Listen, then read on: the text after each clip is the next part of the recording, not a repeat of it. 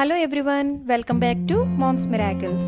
ఈరోజు మీకోసం ఒక స్పెషల్ బ్రేక్ఫాస్ట్ని సింపుల్గా ఈజీగా ఎలా చేసుకోవాలో చూపించబోతున్నాను. ఇది బ్రేక్ఫాస్ట్ లాగానే కాకుండా స్నాక్స్ లాగా కూడా మనం ప్రిపేర్ చేసుకోవచ్చు. చాలా క్రిస్పీగా, చాలా టేస్టీగా ఉంటాయండి. బట్ దీని ఇంగ్రీడియంట్స్ చూస్తే చాలా సింపుల్.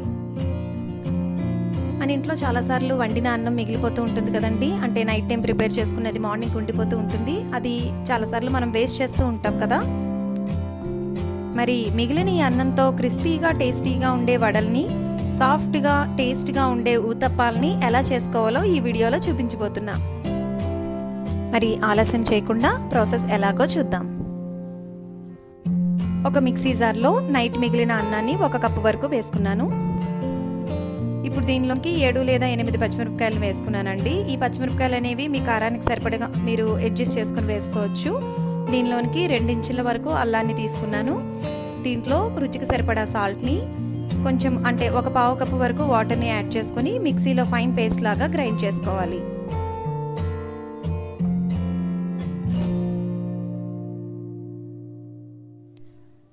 చూసారా, మనం మిక్సీ పట్టింది రైస్ అనేది కొంచెం సాఫ్ట్ పేస్ట్ లాగా వచ్చింది కదండి. ఇప్పుడు దీనిలోనికి 1/4 కప్పు వరకు బొంబాయి రవ్వని, సన్నగా తరిగి పెట్టుకున్న ఉల్లిపాయలు, సన్నగా తరిగి పెట్టుకున్న కొత్తిమీరని కూడా యాడ్ చేసుకోవాలి.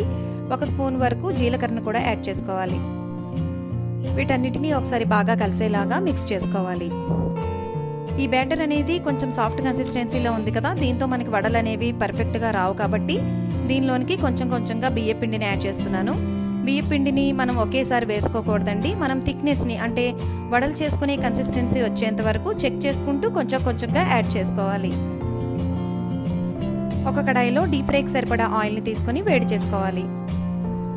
ఆయిల్ బాగా వేడెక్కిన తర్వాత చేతికి వాటర్ని అప్లై చేసుకుని ఈ విధంగా వడల్లాగా చేసుకుని వేడివేడి నూనెలో వేయించుకోవాలండి.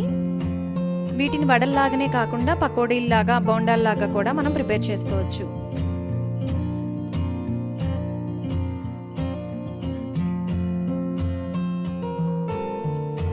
ఈ విధంగా గోల్డెన్ బ్రౌన్ కలర్ వచ్చేంత వరకు కూడా వేయించుకోవాలి. అంతేనండి, చాలా క్రిస్పీగా ఉండి టేస్టీ వడలు రెడీ అయిపోయినట్లే. మరి ఇప్పుడు చాలా సాఫ్ట్గా, చాలా టేస్ట్గా ఉండే ఊతప్పాన్ని ఎలా చేసుకోవాలో చూద్దాం.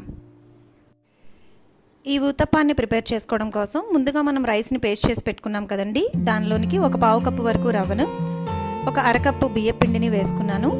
దీనిలోనికి రుచికి సరిపడా సాల్ట్ని, 1 టీ స్పూన్ వరకు జీలకర్రను కూడా యాడ్ చేసుకుని మొత్తం అంతా బాగా కలిసేలాగా ఒకసారి బాగా మిక్స్ చేసుకోవాలి.